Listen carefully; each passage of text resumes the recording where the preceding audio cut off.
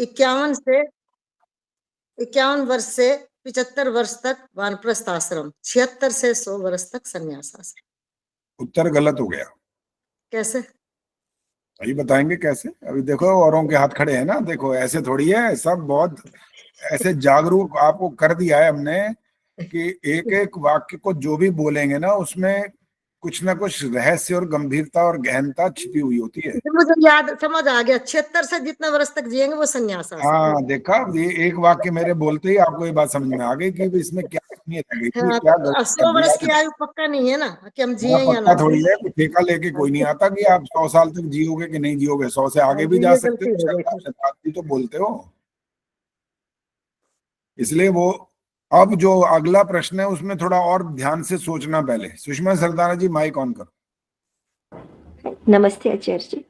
हाँ नमस्ते। ये जो चारों आश्रमों की इन्होंने अवधि बताई है कि इस तरह से इस तरह से इस तरह से चारों का अलग अलग, अब इसमें कोई और नियम भी लागू होता है कहीं पर कि सिर्फ यही नियम होता है? इसमें आचार्य जी होता है एक नियम लागू, अगर कोई ब्रह्मचर्य के बाद सीधा ही संन्यास लेना चाहे, उसकी इच्छा हो तो वो ले सकता है। अभी उत्तर अधूरा ही है वैसे।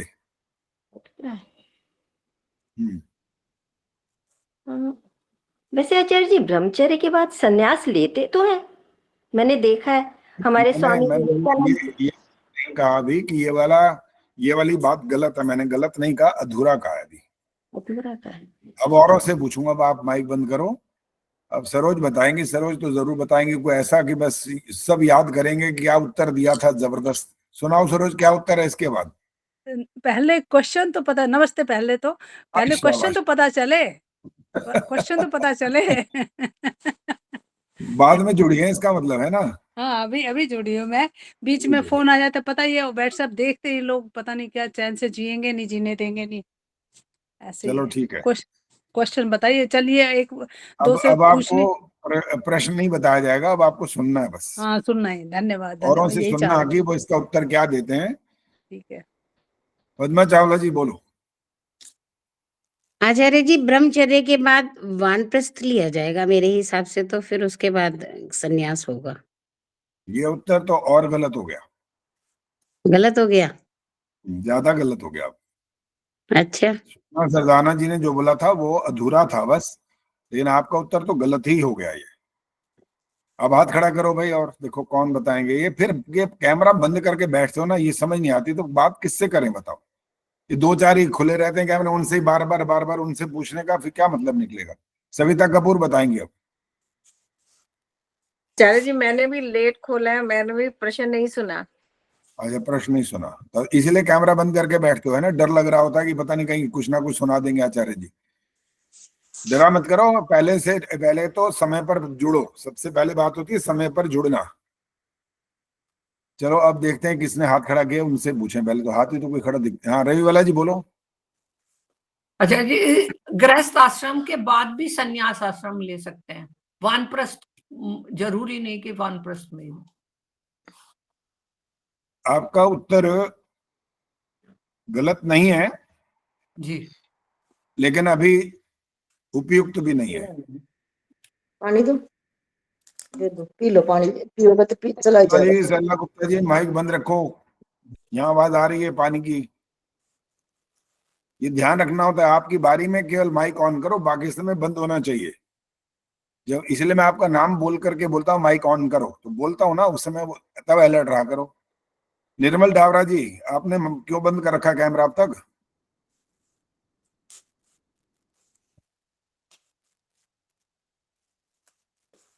चलो जी अब सरिता डावर जी सरिता जी आज जुड़ी है, मुझे लगता है दिखाई तो नहीं देती, बाकी उन्होंने कविता भी भेजी थी और मैंने अंक भी सुना दिए थे। सरिता जी आइए, कहाँ हो? हाँ सरिता जी बताएंगी। आपने सुना है पहले तो ये बताओ, प्रश्न सुना है? नहीं। देर से जुड़े हो? हाँ जी। अच्छा फिर तो आपसे नहीं पूछेंगे।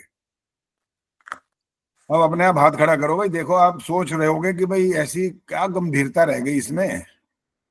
सुषमा सरदाना जी ने कहा कि भाई ब्रह्मचर्य से सीधे संन्यास ले सकते हैं, इन्होंने जिस शब्द का प्रयोग किया था वो गलत था बस, बाकी उत्तर ठीक था उनका। अभी सरला गुप्ता ने फिर हाथ खड़ा, अच्छा बोलो बोलो, अच्छा कोई भी बोलना चाहे बोलो। संन्यास आश्रम कभी भी शुरू कर सकते हैं हम, ये जरूरी नहीं है कि ब्रह्मचर्य के बाद करें या हम गृहस्थ के बाद करें, ये था। मतलब पैदा होते ही ले सकते हैं, ये मतलब है? पैदा होने जैसे 10-15 साल के बाद कभी भी कर सकते हैं। तो ब्रह्मचर्य आश्रम नहीं होता तब वो? तो जिस संन्यास में जाएंगे तो बस वो फिर ब्रह्मचर्य थोड़ी होगा, वो तो हमेशा ही नहीं रहेगा। आपने, अच्छा आप कह रहे हो कि ब्रह्मचर्य का नहीं 25 साल पूरे ना हो तो भी ले सकते हैं, हाँ ये कह रहे हो? हाँ जी, कभी भी लेकिन ले सकते वाक्यों हैं। का वाक्य रचना अच्छी किया करो जरा। ये जो तुमने कविताएं लिखी है ना, उसमें गुणगान गा मारे अपने महर्षि दयानंद के, आर्य समाज के, ये वाले गुणगान ज्यादा ही कर दिए कुछ। मेन बात ये थी कि आप ये बताओ समाज सुधार के लिए आप क्या, कैसे कोई योजना बनाओगे, क्या चीज करोगे। कुछ का आया अच्छा से लिखा हुआ, बाकियों का तो बस आपने अपने कौन सी क्या लिखा है वो मैंने देख लिया, उसके आधार पर आपको अंक दिए गए। हाँ जी दमयंती गुप्ता जी, आप चुप बैठे हो अभी तक। अरे जी मैं नमस्ते आचार्य जी। दमयंती जी क्या आचार्य जी, बोलिए, दोबारा बोलिए, वैराग्य कोई की बीच में बोला। स्थिति जब आचार्य जी वैराग्य की स्थिति उत्पन्न हो जाए तो ब्रह्मचर्य या गृहस्थ या वानप्रस्थ से सीधे संन्यास में जा सकते हैं।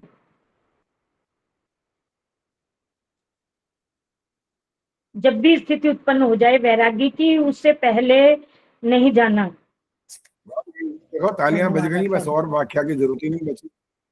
यही है इसका उत्तर। जब वैराग्य हो जाए, मैं 15 साल 20 साल 50 साल कोई लेना देना नहीं है किसी भी बात से। जब वैराग्य हो जाए, इच्छा नहीं, आपने सरदाना जी ये बोला था, इच्छा इच्छा हाँ नहीं, जी, इच्छा मैंने होते हैं, इच्छा वाले तो होते हैं घर से लड़ाई झगड़ा हुआ, इच्छा हुई चल भाई ले ले संन्यास, चले जाते हैं। वो कोई वैराग्य थोड़ी होता है, वो तो लड़ाई झगड़ा अपना सोचते हैं कि चलो, जिसका झगड़ालू प्रवृत्ति होती है तो वहां जाकर भी लड़ते ही हैं, वहां कौन सा छोड़ देते हैं वो। इसलिए कहा है पूर्ण वैराग्य हो जाए, यहां तक कहा गया, सिर्फ वैराग्य भी नहीं कहा, पूर्ण वैराग्य हो जाए। इतना अधिक उसके अंदर भावना हो जाए कि उसको कि तीनों ऐषणाओं से मुक्त हो जाए व्यक्ति। 3 ऐषणाओं के नाम आदर्श बोलेंगे। पुत्रेष्णा वितेष्णा गीता आपका वो माइक ऑफ रखा करो, गीता आप बोलो, आदर्श बोलो। पुत्रेष्णा माइक वितेष्णा। बंद है। हाँ कौन है आचार्य जी?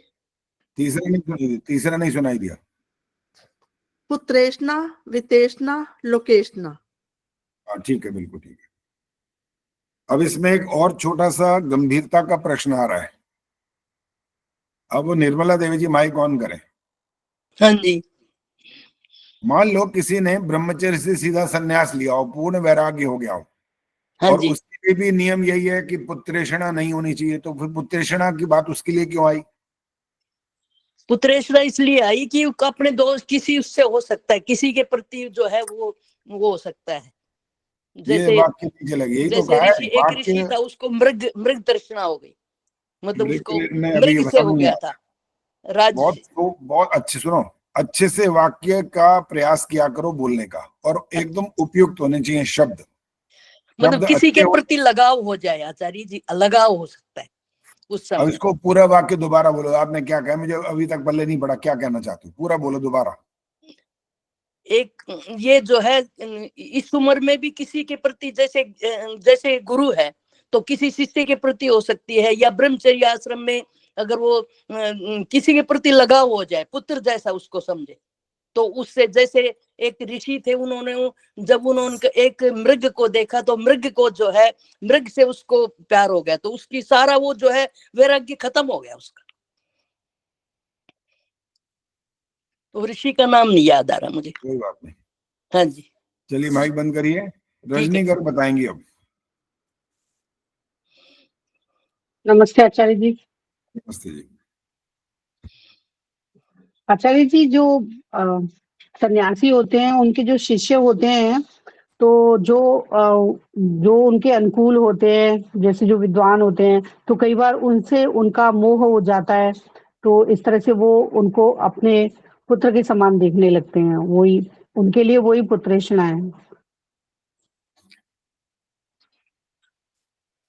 लगभग ठीक कहा आपने, लेकिन थोड़ी सी इसमें थोड़ी सी कोई कमी है वैसे भी। पद्मा चावला जी बोलो क्या वो कहना है। कई आचार्य जी, जैसे आचार्य को अपने शिष्य को पुत्रवत मानते हैं, ऐसे ही ब्रह्मचर्य आश्रम में भी किसी को भी, चाहे अपना भाई हो या छोटी बहन हो या कोई भी हो, उससे उसको लगाव होता है, उसमें उसका राग होता है, तो वो उनके लिए पुत्र के समान ही है। इसलिए उससे भी उसको वैराग्य होना चाहिए, अपने घर के सदस्यों से भी, बच्चों से, जैसे छोटे भतीजे हैं या कोई भी है, वही ब्रह्मचर्य के रुक बाद जाओ रुक तभी वो जाओ रुक जाओ रुक जाओ। जब संन्यास ले लिया तो घर गृहस्थी सब खत्म, अपने बच्चे अपना परिवार अपने में तो कुछ नहीं, वो सब समाप्त हो गया वो तो। लेकिन तो जब इसमें आचार्य, अभी रुको, सुनो बस। अब वैराग्य की बात रजनी गर्ग ने लगभग ठीक बताई है। सिर्फ इतना बोलना था वहां पर कि शिष्यों को जो चाहत हो जाए ना उसका, ये कि मेरे शिष्य चेले चपाटे मेरे आगे पीछे घूमे, ये है पुत्रेषणा, ये कहलाती है। वहां पर पुत्र नहीं है वहां पर कोई भी। जिसने जन्म दिया कोई आवश्यक नहीं होता, ठीक बात है। जो पालना करता है वो भी पिता कहलाता है। लेकिन यहाँ पर जो आप संन्यास की बात कर रहे हैं, इतने बड़े उच्च योग्यता के आश्रम की बात कर रहे हैं, तो वहां का अर्थ ये लगाना है कि जिसके लिए पुत्रेषणा मना की, जिसने ब्रह्मचर्य से सीधा संन्यास लिया, उसका अपनी कोई संतान है ही नहीं। लेकिन वहां पर भी वो इस बात से बिल्कुल अलर्ट रहेगा हमेशा कि वो अपने ये चाहत ना मन में पैदा कर ले कि मेरे शिष्य होने चाहिए, मेरे गुणगान गाते रहे, मेरे आगे पीछे घूमते रहे। ये जो है ये वाली इच्छा, ये पुत्रेषणा कहलाती है। धन और वो दोनों तो बहुत स्पष्ट है, सबको मालूम है। वित्त माने धन, लोकेशन माने सम्मान, सम्मान की इच्छा। ये सारी इच्छाएं छोड़नी होती हैं, तब जाकर के व्यक्ति का जिसका संन्यास आश्रम होता है वो सिद्ध होता है। अन्यथा कहलाने के लिए कपड़े रंगे होते हैं, और उन कपड़े रंगे होने से केवल मात्र आपका संन्यास आश्रम सिद्ध नहीं होता। आचार्य जी, मुझे एक प्रश्न पूछना है हाँ कि पूछिए। जैसे आपने बताया कि जब भी वैराग्य उत्पन्न हो जाए तभी आप संन्यास ले सकते हैं, पूर्ण वैराग्य हो जाए। तो जैसे अगर कोई गृहस्थ आश्रम में है और हाँ अभी उसके बच्चे तो सेटल्ड नहीं हुए हैं और ठीक उसको है, वैराग्य हो गया है पूर्ण, तो तब भी वो संन्यास ले सकता है? बिल्कुल ले सकता है। अब आपका प्रश्न आप मत करो, मैं ही करूंगा। इसके बाद व्यक्ति ये सोचने में बैठ जाता है, अरे भाई ये तो दुनिया क्या कहेगी, दुनिया क्या कहेगी, दुनिया कहेगी ये तो पागल है, इसका दिमाग ठीक है। और यहां तक बोलेगी तूने पैदा ही क्यों किया भाई, जब तूने इनका ठीक से इनकी व्यवस्था नहीं करी तो तूने बच्चे पैदा क्यों किए। बहुत कुछ दुनिया से सुनना पड़ सकता है, लेकिन फिर भी मैं ये बोल रहा हूँ कि हाँ तब भी उसको संन्यास लेना चाहिए अगर पूर्ण वैराग्य हो जाए तो। कारण सुन लीजिए, कारण क्या है इसका। कारण यह है कि कोई किसी का साथ दे ही नहीं सकता। माँ हो, बाप हो, बहन हो, बेटी हो, पुत्र हो, पुत्रवधू हो, कोई भी हो, बाप, कोई पति पत्नी, कोई किसी का साथ नहीं दे सकता। सिर्फ सामान्य रूप से साथ दिया जा सकता है। अगर बुखार हुआ है पति को तो पत्नी उस बुखार को अपने ऊपर नहीं ले सकती है, वो दवाई दे सकती है, बस सिर दबा सकती है, कुछ और जरूरत है तो वो कर सकती है, लेकिन वो उसकी उस दुख को नहीं हर सकती। तो इसलिए वह उस संन्यास उसको इसलिए लेना चाहिए क्योंकि उसको अपने जीवन का लक्ष्य समझ आ गया, इसलिए उसको वहां पर वैराग्य, पूर्ण वैराग्य हो जाने पर संन्यास लेना चाहिए। और उसके लिए फिर क्या हो जाएगा, ये तीनों इच्छाएं उसने वास्तव में वाकई छोड़ दी हैं, तब उसका उद्देश्य उसके सामने स्पष्ट है और उसको प्राप्त करने के लिए वो प्रयास शुरू करेगा। और अगर उसने वाकई बहुत अच्छे अच्छे कर्म किए हैं, शुभ कर्म किए हैं, और कुछ नाम मात्र दोष भी किए होंगे, तो ये बाकी ईश्वर की व्यवस्था पर होगा, नहीं तो उसी जन्म में मोक्ष हो जाएगा। लेकिन ये हम जान नहीं सकते इस बात को कि ये कब होगा, क्यों, कैसे होगा, ये हमारे ज्ञान से बाहर की बात है। चलो जी, अब ये तो थोड़ी सी हुई भूमिका हुई है अभी। अब इस बारे में बात कौन करना चाह रहा था अभी, कौन बोल रहा है?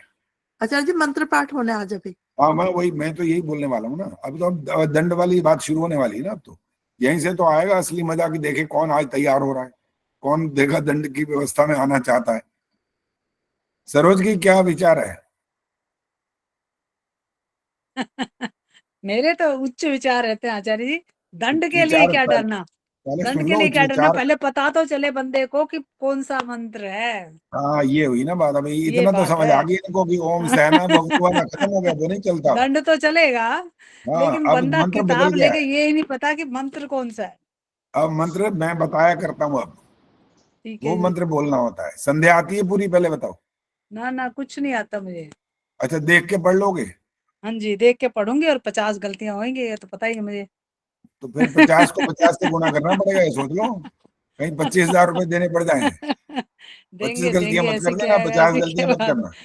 ऐसी क्या बात है आचार्य जी। अब बोलो बोलो, पढ़ना है बोलो, पढ़ हाँ के। बोलिए, चलिए किताब खोल ली है मैंने, बोलिए आप कौन सा मुझे दंड व्यवस्था मिलेगा तो। याद रखनी है, वो भूलना नहीं है, वो तो लागू होएगी ठीक है होएगी। ठीक है ठीक है ठीक है, कोई बात चलो नहीं। ठीक है, तैयार हो जाओ, मैं मंत्र बता जी। रहा हूँ, वो निकाल लेना। अब आपने बोलना है ओम तच्चक्षुर्देवहितम, ये वाला मंत्र पढ़ना है।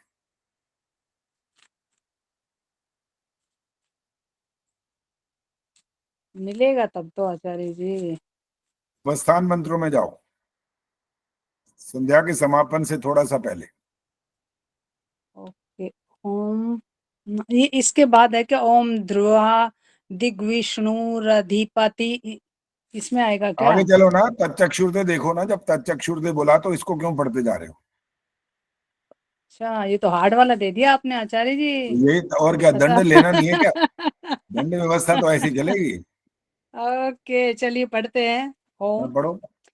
ओम तक्षुर्देवहितं रुक जाओ, पुरस्ता। रुक जाओ, रुक जाओ, वाकई 50 गलतियां होंगी, पता लग गया। तो अब दंड व्यवस्था शुरू होगी, आगे सुनना नहीं है, हो गया बस।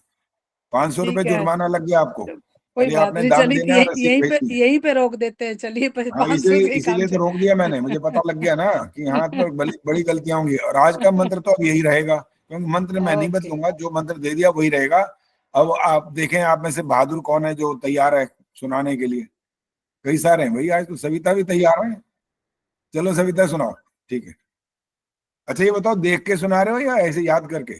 आचार्य जी देख करके इसलिए सुनाएंगे कि गलती ना हो बस। वैसे चलो याद ठीक है, है। ठीक। कोई बात नहीं, जैसे चाहो वैसे सुनाओ, इसके लिए मैं भी मना नहीं कर रहा हूँ। जो देख के सुनाना चाहे देख के सुना सकता है, कोई आपत्ति नहीं।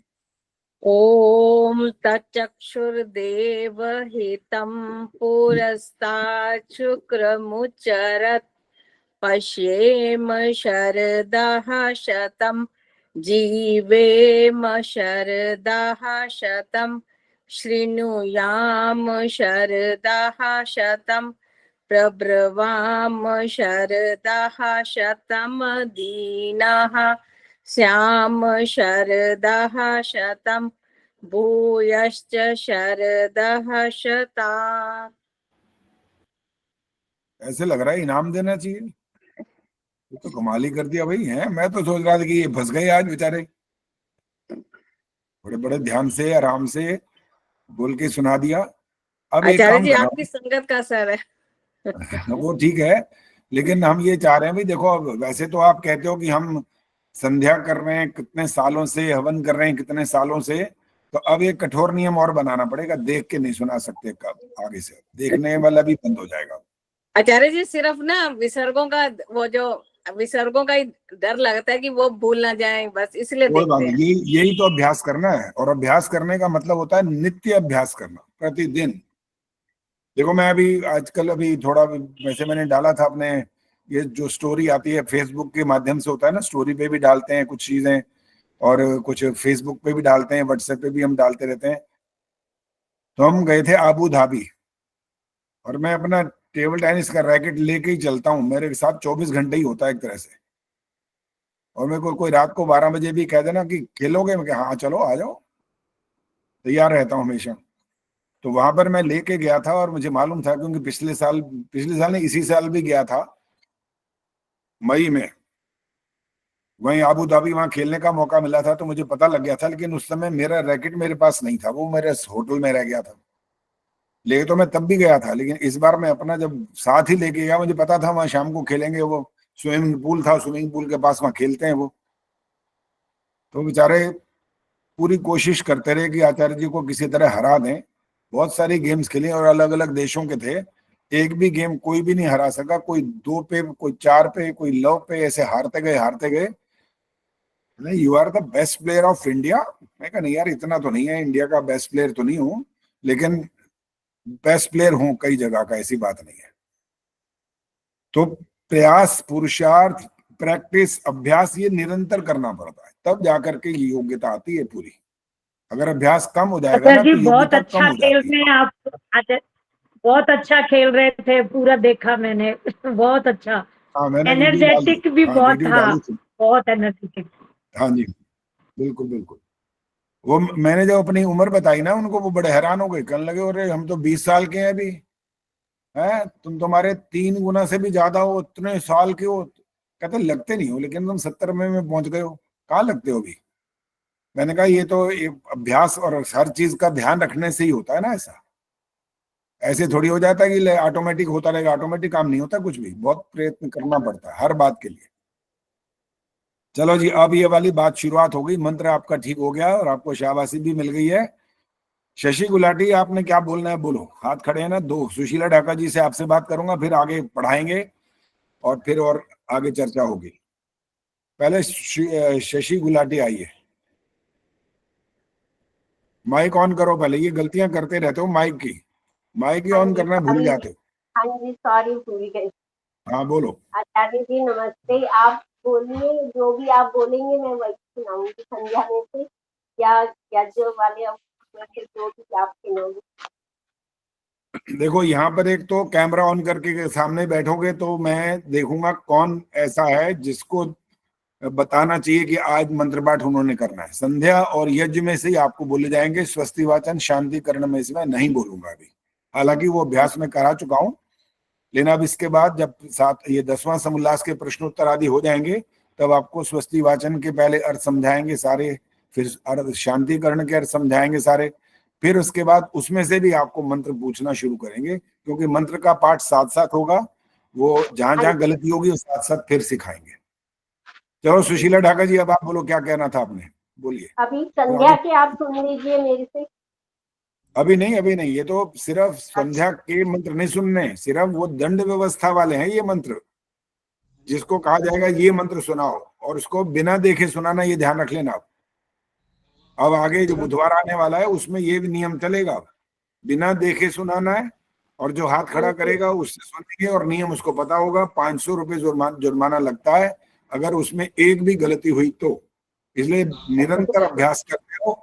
और दंड की व्यवस्था में तो वैसे तो कोई बुराई कुछ नहीं है, उसमें आपका तरफ से दान चला जाएगा आर्य समाज में या गुरुकुल में, तो ये उनके लिए भी एक सहायता हो जाएगी। बड़ा अच्छा काम है, कोई बुरा काम नहीं है। हाँ जी सुशीला जी, क्या बोलना है बोलिए फटाफट। आचार्य जी मंत्र के लिए हाथ खड़ा किया था, मंत्र बोलने के लिए। अच्छा मंत्र बोलें, चलो ठीक है, वो तो हो गया। अब तो आचार्य जी आज अब मैंने पढ़ना है, हम आज क्योंकि आपने परसों। अच्छा, हाँ ठीक है जी, पद्मा जी तैयार हो जाइए। और ये पहले तो ये बताओ कहाँ से पढ़ना है। ये प्रश्न 222 पृष्ठ पे प्रश्न है, जो गाय के गोबर से चौका लगाते ठीक है हो। जी, चलिए पढ़िए, अब शुरू करिए। प्रश्न, जो गाय के गोबर से चौका लगाते हो तो अपने गोबर से क्यों नहीं लगाते, और गोबर के चौके में जाने से चौका अशुद्ध क्यों नहीं होता। उत्तर, गाय के गोबर से वैसा दुर्गंध नहीं होता जैसा कि मनुष्य के मल से। यह चिकना होने से शीघ्र नहीं उखड़ता, न कपड़ा बिगड़ता, न मलिन होता है। जैसा मिट्टी से मैल चढ़ता है वैसा सूखे गोबर से नहीं होता। मिट्टी और गोबर से जिस स्थान पर लेपन करते हैं वह देखने में अति सुंदर होता है, और जहाँ रसोई बनती है वहाँ भोजन आदि करने से घी, मिष्ट और उच्छिष्ट भी गिरता है। उसमें मक्खी, कीड़ी आदि बहुत से जीव मलिन स्थान के रहने से आते हैं। जो उसमें झाड़ू लेपन से शुद्धि प्रतिदिन ना की जाए तो जानो पखाने के समान वह स्थान खो जाता है। इसलिए प्रतिदिन गोबर, मिट्टी, झाड़ू से सर्वथा शुद्ध रखना, और जो पक्का मकान को तो जल से धोकर शुद्ध रखना चाहिए। इससे पूर्वोक्त दोषों की निवृत्ति हो जाती है। जैसे मियाँ जी के रसोई के स्थान में कहीं कोयला, कहीं राख, कहीं लकड़ी, कहीं फूटी हांडी, झूठी रकेबी, कहीं हाड़ गोड़ पड़े रहते हैं, और मक्खियां का तो कहना ही क्या। वह स्थान ऐसा बुरा लगता है कि जो कोई श्रेष्ठ मनुष्य जाकर बैठे तो उसे वांत होने का भी संभव है और उस दुर्गंध स्थान के समान ही वह स्थान दिखता है। भला जो कोई इनसे पूछे कि यदि गोबर से चौका लगने में तो तुम दोष गिनते हो, परंतु चूल्हे में कंडे जलाने, उसकी आग से तंबाकू पीने, घर की बीती पर लेपन करने आदि से मियाँ जी का भी चौका भ्रष्ट हो जाता होगा, इसमें क्या संदेह है। आगे पढ़ूं आचार्य जी। हाँ, पढ़ो पढ़ो जी पढ़ो। प्रश्न। आचार्य जी ये नमस्ते आचार्य जी, हाँ ये बोलो। वांत क्या है? इसमें वांत आया है ना, वांत उल्टी, वमन के लिए उल्टी। उल्टी। हाँ। है, चलो जाओ। वमन के लिए होगा ना। हाँ वमन वमन। प्रश्न। हाँ तो पढ़ो पढ़ो। चौके में बैठ के भोजन करना अच्छा व बाहर बैठ के। उत्तर। जहां पर अच्छा रमणीय सुंदर स्थान दिखे वहां भोजन करना चाहिए, परंतु आवश्यक युद्धादिकों में तो घोड़े आदि यानों पर बैठ के व खड़े खड़े भी खाना पीना अत्यंत उचित है। प्रश्न। क्या अपने ही हाथ का खाना और दूसरे के हाथ का नहीं। उत्तर। जो आर्यों में शुद्ध रीति से बनावे तो बराबर सब आर्यों के हाथ का खाने में कुछ भी हानि नहीं, क्योंकि जो ब्राह्मण आदि वर्णस्थ स्त्री पुरुष रसोई बनाने, चौका देने, बर्तन भांडे मांजने आदि बखेड़ों में पड़े रहें तो विद्या आदि शुभ गुणों की वृद्धि कभी नहीं हो सके। देखो, महाराज युधिष्ठिर के राजसूय में भूगोल के राजा ऋषि महर्षि आए थे, एक ही पाकशाला से भोजन किया करते थे। जब से ईसाई मुसलमान आदि के मत मतांतर चले, आपस में वैर विरोध हुआ, उन्होंने मद्यपान गोमांस आदि का खाना पीना स्वीकार किया। उसी समय से भोजन आदि में बखेड़ा हो गया। देखो, Kabul, Gandhar, Iran, America, Europe आदि देशों के राजाओं की कन्या गांधारी, माद्री, उलोपी आदि के साथ आर्यवर्त देशीय राजा लोग विवाह आदि व्यवहार करते थे। शकुनी आदि कौरव पांडवों के साथ खाते पीते थे, कुछ विरोध नहीं करते थे, क्योंकि उस समय सर्व भूगोल में वेदोक्त एक मत था। उसी में सबकी निष्ठा थी और एक दूसरे का सुख दुख हानि लाभ आपस में अपने समान समझते थे, तभी भूगोल में सुख था। अब तो बहुत से मत वाले होने से बहुत सा दुख विरोध बढ़ गया है, इसी का निवारण करना बुद्धिमानों का काम है। परमात्मा सबके मन में सत्य मत का ऐसा अंकुर डाले कि जिससे मिथ्या मत शीघ्र ही प्रलय को प्राप्त हो। इसमें सब विद्वान लोग विचार कर विरोध भाव छोड़ के अविरुद्ध मत के स्वीकार से सब जने मिलकर सबके आनंद को बढ़ावें। यह थोड़ा सा आचार अनाचार भक्ष्या भक्ष्य विषय में लिखा। इस ग्रंथ का पूर्वार्ध इसी 10वें समोल्लास के साथ पूरा हो गया। इन समोल्लासों में विशेष खंडन मंडन इसलिए नहीं लिखा कि जब तक मनुष्य सत्यासत्य के विचार में कुछ भी सामर्थ्य ना बढ़ाए तब तक स्थूल और सूक्ष्म खंडनों के अभिप्राय को नहीं समझ सकते। इसलिए प्रथम सबको सत्य शिक्षा का उपदेश करके अब उत्तरार्ध अर्थात जिसमें 4 समोल्लास हैं उनमें विशेष खंडन मंडन लिखेंगे। इन चारों में से प्रथम समोल्लास में आर्यावर्तीय मत मतांतर, दूसरे में जैनियों के, तीसरे में ईसाइयों और चौथे में मुसलमानों के मत मतांतरों के खंडन मंडन के विषय में लिखेंगे। और पश्चात 14वें समोल्लास के अंत में स्वमत भी दिखलाया जाएगा। जो कोई विशेष खंडन मंडन देखना चाहें वे इन चारों समोल्लासों में देखें, परंतु सामान्य करके कहीं कहीं 10 समोल्लासों में भी कुछ थोड़ा सा खंडन मंडन किया है।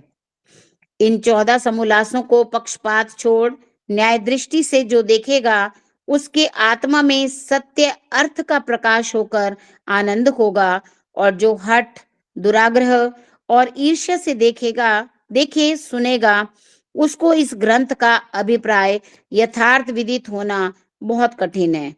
इसलिए जो कोई इसको यथावत ना विचारेगा वह इसका अभिप्राय ना पाकर गोता खाया करेगा। और विद्वानों का यही काम है कि सत्य का निर्णय करके सत्य का ग्रहण असत्य का त्याग करके परम आनंदित होते हैं। वे ही गुण ग्राहक पुरुष विद्वान होकर धर्म, अर्थ, काम और मोक्ष रूप फलों को प्राप्त होकर प्रसन्न रहते हैं। इति श्री मद्दयानंद सरस्वती स्वामी कृते सत्यार्थ प्रकाशे सुभाषा विभूषित आचारानाचार भक्ष्य विषये दशमः समुल्लासः संपूर्णः समाप्तोऽयं पूर्वार्धः।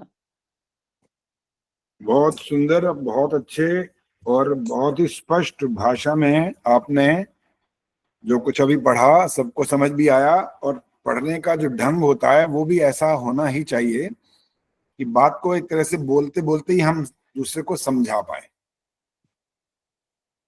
उच्चारण शुद्ध होने से एक तो ये दोष हमारा समाप्त हो जाता है कि अशुद्ध कम हो जाता है, समाप्त हो जाता है, और आवाज अच्छी हो, मीठी हो, और उसका अभिप्राय हम बोलते बोलते ही समझा सकें। प्रश्नवाचक अगर कहीं आता है तो वहां प्रश्नवाचक हमारे मुंह से वैसा शब्द भी निकले।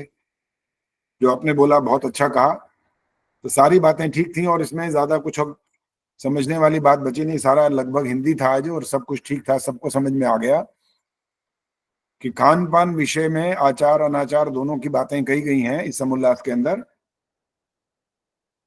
अच्छे से समझा दिया गया कि आप खान पान में जो हमारा वैदिक धर्म कहता है उसमें एक तो हमको कैसा होना चाहिए। हिंदी के 2 शब्द हैं वो, आपका प्रश्न आपके सामने आ रहा है राज चावला जी, हिंदी के शब्द हैं वो, सिर्फ शब्द बोल रहा हूं मैं, वाक्य नहीं बोल रहा हूं। इंग्लिश में उनको कहते हैं नॉन वेजिटेरियन और हिंदी में वेजिटेरियन। नहीं हिंदी में नहीं, इंग्लिश में ही है वो दोनों, लेकिन इन दोनों शब्दों को केवल हिंदी में बोलना है, वो क्या है राज चावला जी बताएंगी पहले।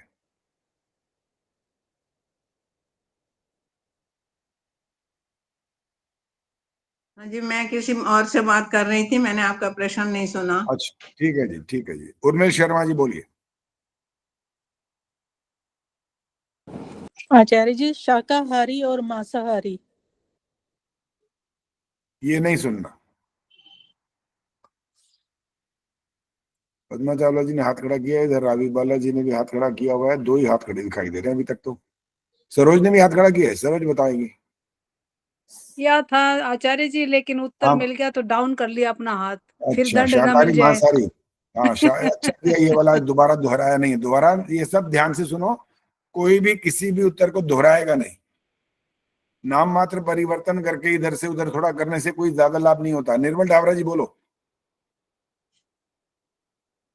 माइक ऑन करिए। नमस्ते आचार्य जी। हाँ, नमस्ते जी। मांसाहारी शाकाहारी। देखो अभी मैंने यही बात बोली कि दोबारा दोहराना नहीं, आपने फौरन वही दोहराया। बताओ, अभी तो बोला ये दोबारा नहीं दोहराना होता। आचार्य जी रोशनी उस टाइम मेरा ना फोन खराब हो गया था, इसलिए मैंने सुना नहीं था। अच्छा ठीक है, रोशनी बताएंगे अब। आचार्य भक्षा भक्षा नहीं, Adarsh Mehta. Vegetarian non vegetarian English में। अभी नहीं, अरे फिर बोल दिए, बीच में बोलना मना होता है बाद में। सात्विक वेजिटेरियन नॉन वेज में इंग्लिश है वो मना कर दिया था अभी, वो वाला तो हो गया, उसी का हिंदी वाला बोलना था। शाकाहारी मांसाहारी मैंने कह दिया वो नहीं है। हाँ आदर्श बोलो। सात्विक भोजन, तामसिक भोजन। सात्विक के बाद क्या बोला? तामसिक। नहीं, आचार्य जी, सामिश निरामिष।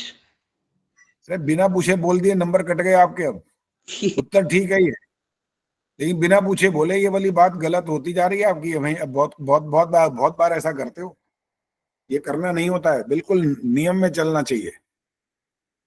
यही उत्तर है, सबने सुन लिया। अब तो सामिश और निरामिष ये होता है असली शब्द। आचार्य जी फिर से बताइए। सामिश दोबारा बोल। सामिश और दूसरा होता है निरामिष।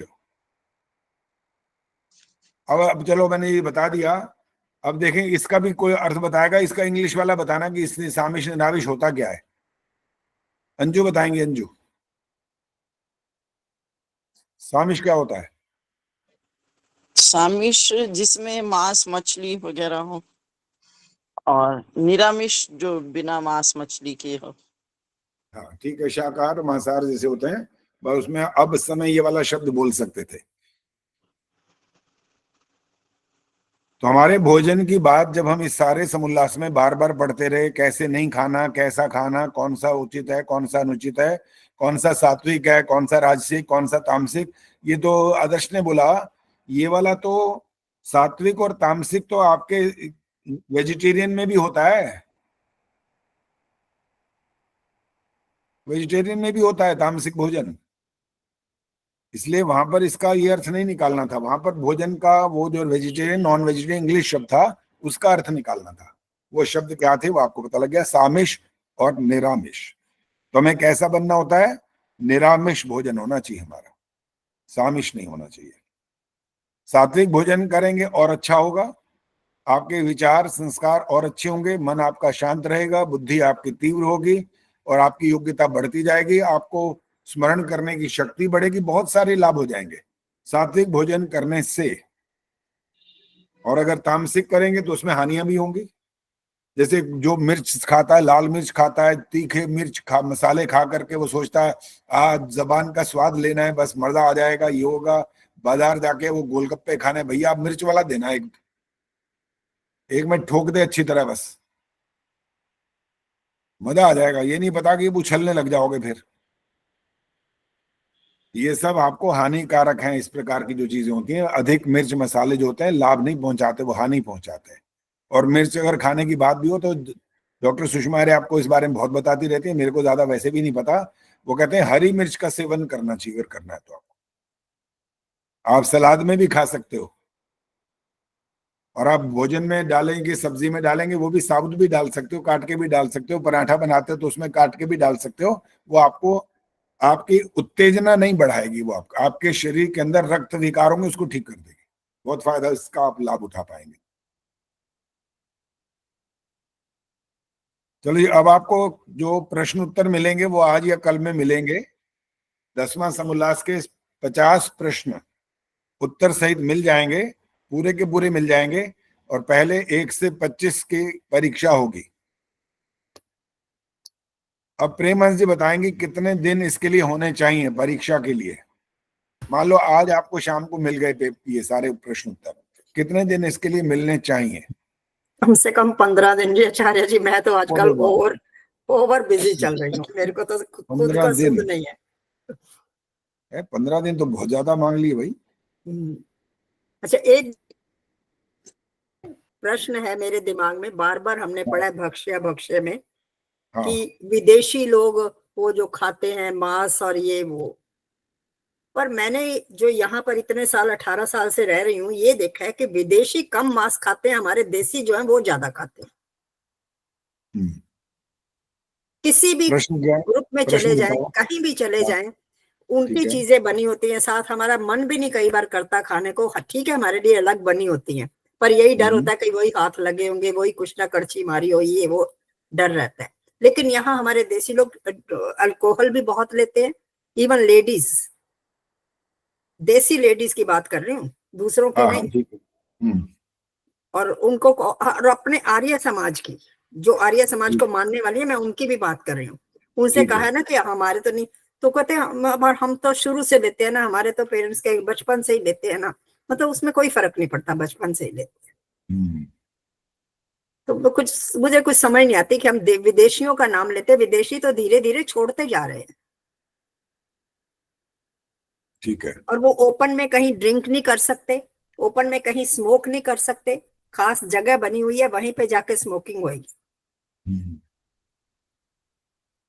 ये तो खैर उनके नियमों की बात है, वहां पर जो दंड व्यवस्था होती है उसके आधार पर वो ऐसा करते होंगे। नहीं, वो तो ठीक है, किसी कोई नियम से ही करते हैं जैसे भी, लेकिन खाने को ये तो उन्होंने नहीं कहा ना कि तुम नॉन वेज खाओ या ना खाओ, वो अपने आप धीरे धीरे छोड़ते जा रहे हैं।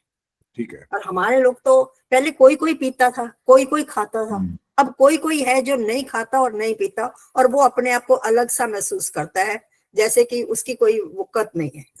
अब ये बताओ, इसमें प्रश्न है या सिर्फ एक सूचना के रूप में बात हुई है? नहीं, सूचना के रूप, मतलब मुझे वो जो पढ़ती हूँ ना, तो उसमें कुछ समझ नहीं आता कि ये यहाँ ये क्यों लिखा हुआ है।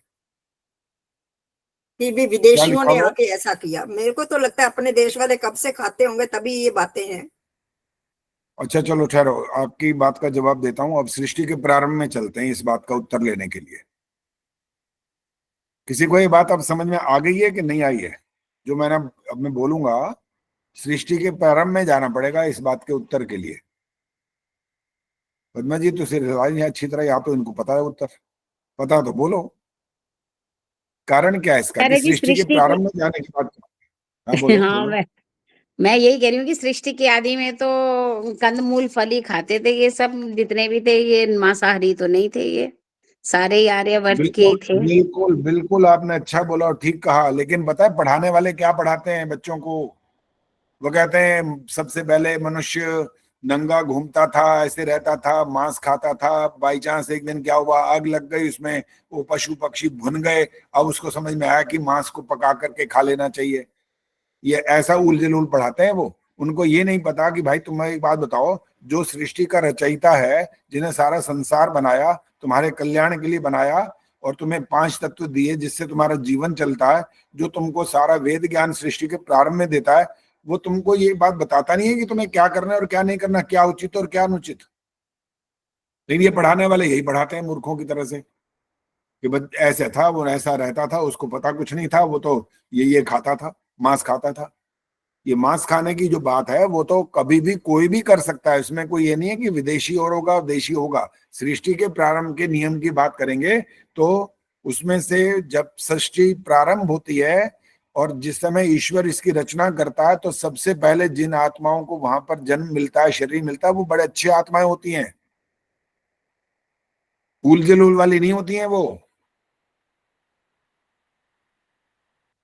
क्योंकि उनको कौन पैदा करता है? ईश्वर। एक माँ पैदा नहीं करती उनको। कुछ फर्क होता है ना इन दोनों बातों में? इन दोनों बातों में अंतर है भाई। माता के अंदर तो दोष होंगे, पिता में भी होंगे, लेकिन ईश्वर के द्वारा पैदा किए उसमें तो ना के बराबर ही होंगे ना। सामान्य रूप से कह लें कि चलो कुछ ना कुछ दोष होते ही हैं आत्मा में, क्योंकि अज्ञानता होती है। आत्मा कोई सर्वज्ञ तो होता नहीं है, अल्पज्ञ होता है, तो नाम मात्र दोष होते हैं, हो सकते हैं, मान लेंगे हम, कोई बात नहीं। लेकिन फिर भी वो बहुत अच्छी आत्माएं होंगी ना तब तो। इसलिए ये वाला जो पढ़ाया गया कि विदेशियों ने आकर के ऐसा किया, वो बिल्कुल बहुत बाद की बात है, बहुत बाद की। 1,96,08,53,000, इस 53,000 को भी क्रॉस कर लो, क्योंकि इससे पहले तो थे ही आर्य। ये तो 5,000 साल के अंदर अंदर का सारा कमाल है, सारा जितना हुआ है, जितना सत्यानाश हुआ है। ये महाभारत का जो युद्ध हुआ उसके बाद से समझ लो भाई भाई जहाँ लड़ पड़े आपस में, सत्य मार डाले एक दूसरे को, बस उसके बाद हुआ है जो कुछ विनाश हुआ है। वहां से सब ने मत मतांतर अपने पैदा करने शुरू। कोई समझने लगा मैं तो इतना पढ़ गया, मैं तो गुरु घंटाल ही है, गुरु थोड़ी है असल में। वो अपने अपने धर्म, अपने नाम धर्म रख दिया, लेकिन है मत मतांतर कि मेरे को लोग पूजे, मेरे को ज्यादा आता है, वो मेरे चेले चपाटे बन जाए, बस सारा शुरू हो गया वो। और उन्होंने देखा कि हमारे पीछे चलने वाले बहुत लोग हैं, तो उन्होंने तो आंख बंद करके जिसने चलना है गुरु को समझना ही नहीं कि गुरु का मतलब क्या होता है। जो अंधकार से हटाए वो होता है गुरु। उनको इससे तो कोई लेना देना था ही नहीं। उनको तो इस बात से सिर्फ अर्थ निकला कि हमारे से कुछ ज्यादा जानता है, कुछ अच्छा बोलता है, या थोड़ा सा गा लेता है, या कुछ और अच्छी इसमें शक्ल अकल कुछ ऐसी बढ़िया सी है, वह उसी के पीछे पागल हो गए लोग और लगे उसके पीछे। ये था उसका आधार, जिसकी वजह से विनाश और बढ़ा। आचार्य जी नमस्कार, सत्यानाश प्रश्न होता गया। था। और हाँ जी, क्या कहना भाई सुधीर? आचार्य जी एक प्रश्न है, ये हाँ रामायण बोलो। काल में भी शिकार करते थे राजा, ये किस लिए करते थे? देखो राजा के, जैसे राजा दशरथ ने भी तो शिकार किया था। आज सुन लिया। राजा के जो दोष हैं और राजा के जो गुण है वो सब में होते हैं। और देखो वहां की अगर बात करें तो वहां पर उनकी तो कितनी रानी है बताओ। अब वो कारण उसमें पहले ये भी बता सकते हैं कि भाई ऐसा था कि उनकी संतान नहीं हो रही थी, तो इसलिए उन्होंने फिर दूसरा विवाह कर लिया, फिर तीसरा विवाह कर लिया। तो कारण उसमें हो सकते हैं। और उसके लिए जब राज्य व्यवस्था चलाने की बात आती है तो इन दोषों को वैसा बड़ा दोष भी नहीं माना जा सकता, क्योंकि राज्य नहीं तो कोई लूट लेगा वो तो। इसलिए अपनी पूरी प्रजा की रक्षा करने का एक ढंग था वो। तो हर बात को केवल एक ही तराजू में नहीं तोला जा सकता, वहां पर कारण और कार्य का संबंध देखना पड़ेगा। कारण क्या है वहां पर, सिर्फ कार्य को नहीं देखना, कारण ढूंढना है पहले। आचार्य जी सुना है कि जो दशरथ जो वो श्रवण था, जो श्रवण अपने माता पिता को जब तीर्थ यात्रा करवा रहा था, तो उन्होंने इसलिए तीर मार दिया था कि हिरन समझ के तीर मार दिया था कि पानी कोई हिरन पी रहा है, हिरन का शिकार करना चाह रहा था राजा दशरथ। हाँ, तो हम कब कह रहे हैं गुण है उनका? हमने गुण तो कहा ही नहीं है, तो गुण तो नहीं कहा उनका, दोष कहा है तो। लेकिन कई बार ऐसा होता है ना, उन्होंने हिरण समझ लिया या कुछ और समझ लिया, दिखता तो था ही नहीं, वो तो शब्द भेदी था वो बाण, उनको तो पता ही नहीं लगा ये है कौन। चलो पद्मा जी क्या बोलना बोलो। आचार्य जी, मैं यही सोच रही थी कि जैसे अगर राजा लोग अभ्यास भी तो करेंगे ना इसका शिकार करने के हिसाब से, क्योंकि उनको अपने देश की रक्षा कर रही हैं, तो वो बाण चलाने की भी तो प्रैक्टिस करेंगे ना, तो हर तरह के वो चलाएंगे ही, उसमें शब्द भेदी भी, दूसरे भी, ये भी तो एक कारण रहा होगा। अगर ये यही विद्या राम ने ना सीखी होती तो उन दुष्टों का संहार कैसे करते? 15-16 साल के बच्चे चले गए, उनको ले गए ऋषि अपने आश्रम में, किस लिए ले गए थे? वहां पर ये सैर सपाटे के लिए नहीं ले गए थे, वो उनको बड़ी भारी विद्याएं दी थी उन्होंने वहां पर। क्यों? क्योंकि भाई कल को जिसने राज्य व्यवस्था संभालनी है उसके अंदर ये योग्यताएं होनी चाहिए, तभी तो उनकी रक्षा होगी प्रजा की। ऐसे कैसे हो जाएगी? ये तो दुष्ट आकर समाप्त कर देंगे। निर्दोषों की हत्या हो जाएगी। ऐसे प्रैक्टिस के लिए कुछ और भी कर सकते हैं। दोबारा बोलो, निर्दोषों वाला स्पष्ट करो, क्या बात है, कौन सी? निर्दोषों की हत्या हो जाएगी ना, ऐसे प्रैक्टिस करने का, ऐसे किसी को मार देंगे वो प्रैक्टिस करने के लिए। नहीं, प्रैक्टिस का मतलब ये थोड़ी है कि निर्दोष को सामने खड़ा करेंगे, देखें निशाना लगता है कि नहीं, ये मतलब थोड़ी है इसका। जाएंगे जंगल में, दुष्टों को मारेंगे, जो ऐसे हिंसक प्राणी है उस वहां करेंगे वो जो कुछ। ये हमने कब कहा कि वो निर्दोषों की हत्या करेंगे? ये प्रैक्टिस का मतलब तरीका ही होता है, ऐसा तो नहीं है। तरीका ढूंढेंगे उसका कि कौन सा ऐसा तरीका हो जिसमें कहते ना सांप भी मर जाए और लाठी भी ना टूटे, वो ढूंढेंगे तरीका को। और वैसे ही देखो, जब हमारे यहाँ पर जैसे आजकल जो देश में विदेश में प्रतियोगिताएं होती है, निशानेबाजी की होती है, तो सामने कोई जिंदा खड़ा हुआ जरूर थोड़ी होता है। एक गोला होता है, इसमें एक ड्रॉप बना होता है, लगा होता है, उसको निशाना मारो। अभ्यास तो ऐसे भी होता है, अब बिना पूछे बोलना नहीं है जी। अभ्यास तो ऐसे भी होता है, यहाँ मारने की बात ये थोड़ी है कि निशाने का मतलब है कि इसको सामने खड़ा करना जरूरी है। लेकिन आचार्य जी, दशरथ जी को तो पता ही नहीं था कि कौन है शब्द भेदी जो बाण चलाया, उसको पता ही नहीं हिरन है क्या है, ये दोषी है या दोषी नहीं है, उन्होंने तो चला दिया बाण सीधा ही। जब कर्म हो गया तो उसके बाद तो उसका दोष स्पष्ट हो ही गया। हम कब इसको गुण तो कब मान ही नहीं रहे भाई, हमने कब कहा ये गुण था उनका? हम तो दोष मान ही रहे हैं। तो जिसका पता ही नहीं हो वहां पर ये करना नहीं चाहिए था। पहले तो उनको पहले प्रत्यक्ष देखते कि भाई क्या हो रहा है क्या नहीं हो रहा है, कौन कोई है भी कि नहीं है, कौन सा है जानवर। अगर जानवर को मारना ही चाह रहे थे तो जानवर देखते तो सही कौन सा है, किसको मारना है किसको नहीं मारना, कैसा है वो, हिंसक प्राणी है कि कोई और है। बिल्कुल आचार्य, ठीक तो उसको हम दोष मान रहे हैं, गुण नहीं मान रहे हैं।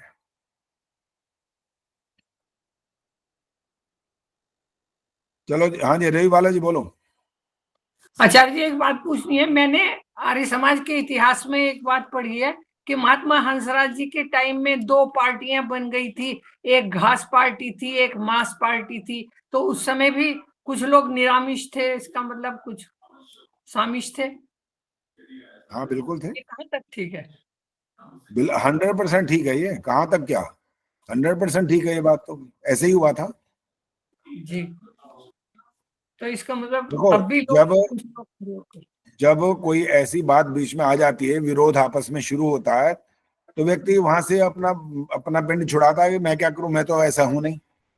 जैसे अभी प्रेम जी ने कहा कि हम जहाँ भोजन करते हैं वहां में फिर भी डर लग रहा होता है कहीं कड़छी मार ना दियो बीच में, तो व्यक्ति उधर से अलग प्रयास तो करता है ना। उसे पता तो कुछ नहीं है कि वहां भोजन बना कैसा है, लेकिन वहां लिखा गया है, ये बस ये लिखे नहीं से आपको मानना पड़ता है और कोई इलाज नहीं है। और इसी से आप दोष निवृत्त कहला सकते हैं। बाकी ईश्वर जानता है इसका दोष होता है कि नहीं होता। जानबूझ के तो हम नहीं कर रहे ना वो वाला ऐसा भोजन कर रहे। लेकिन जो आपने पूछा वो वाली बात बिल्कुल ठीक है, 100% ठीक है। इन्होंने कहा देखो जी हम तो दोनों प्रकार का भोजन करते हैं, केवल ये वाला नहीं करते हैं, निरामिष और सामिष दोनों करते हैं। महात्मा हंसराज जी ने कहा हमारा तो ये सिद्धांत नहीं है, हमारा सिद्धांत तो ये कि हम तो वो तो त्याग तपस्या बलिदान के तो मूर्तिमान थे, वो तो जी जैसा त्याग उन्होंने किया वैसा तो अब उसके बाद किसी ने किया ही नहीं आज तक। हेडमास्टर बन गए और उन्होंने कहा जी मैं तो तनख्वाह ही नहीं लूंगा। बड़े भाई मुल्क राज ने दिए उनको पैसे, 40 रुपए देते थे महीना, 80 थे, 40 इनको देते थे, तब इनका घर चलता था। उन जैसा त्यागी तो हुआ ही नहीं आर्य समाज में उसके बाद। और बनाया किसकी स्मृति में था ये?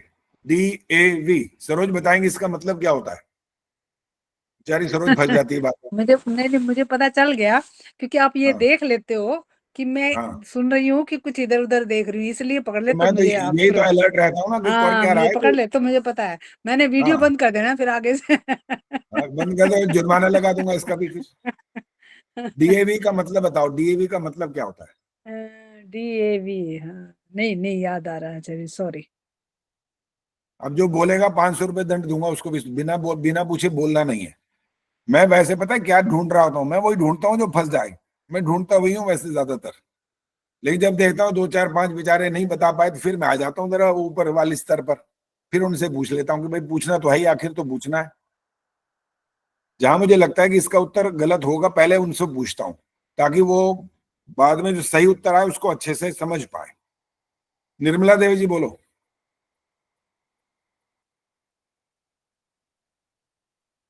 जल्दी बोलो फटाफट, देर नहीं लगानी है। क्वेश्चन एक बार क्वेश्चन नहीं देखा मैंने। DAV इसकी फुल फॉर्म। BAB हाँ जी, नहीं पता आचार्य जी। हाँ ठीक है, विजयलक्ष्मी बताएंगे। अब बड़े दिनों में दिखाई देती हैं, पता नहीं आती हैं कि नहीं आती हैं, नजर ही अभी आई हैं। हाँ जी विजयलक्ष्मी मिश्रा बोलिए।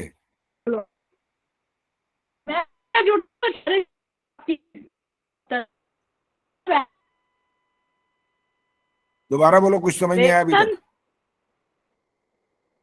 प्रश्न अब नहीं बताया जाएगा, हो गया बस। बार बार प्रश्न नहीं बताएंगे, प्रश्न के लिए अलर्ट रहा करो, इसीलिए तो कहा कैमरा ऑन रखो ताकि पता लगे आप हो कहाँ पर। कमलेश जांगरा बताएंगे। अब समय हो गया आपका, कमलेश जांगरा बोलेंगे। माइक बंद करो। बोलो बोलो। एंग्लो वैदिक। अब हो गया उत्तर, ठीक है यही उत्तर है। दयानंद एंग्लो वैदिक है इसका नाम, दयानंद, यहां से शुरुआत हो रही है। DAV दयानंद एंग्लो वैदिक। 2 बातें इसमें कितनी बड़ी बातें हैं, दयानंद बोला और वैदिक बोला। एंग्लो तो छोटा है ना बीच में, वो एक है, ये 2 हैं दोनों तरफ, इधर भी है उधर भी है।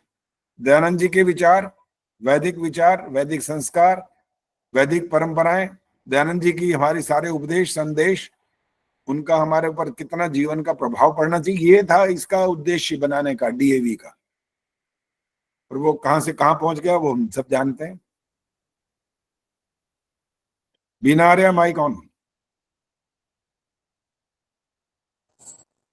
जी आचार्य जी नमस्ते। नमस्ते, ये बताओ कि आई हुई आचार्य जी, अभी मैं करने कुछ नहीं बता पाऊंगी। तो मैंने बीना आर्या बोला, भाई माइक ऑन करके बैठोगे तो आपको पता लगेगा ना मैं कहाँ देख रहा हूँ, किसको बोल रहा हूँ। बीना बताएंगी, बीना आर्या से ये पूछना है कि आपके अब एक बेटी की आपकी हमने कहा कि शादी हो गई अभी, तो ये पूछना था आपके, चाहे एक बच्चे हैं या 2 हैं 3 हैं, वो कोई बात नहीं, जितने भी हैं वो बच्चे कहाँ से पढ़े हैं? आचार्य जी मेरे बच्चे जो हैं वो दोनों दयावती मोदी एकेडमी रामपुर से पढ़े हैं। कहीं कहीं तो आर्य समाज के भी स्कूल चल रहे हैं, अभी भी चल रहे हैं, पहले भी चलते थे, और स्वामी दयानंद जी ने तो शुरुआत कर दी थी इस बात की कि हमारे यहाँ पर नहीं है। नहीं है, ठीक है कोई बात नहीं।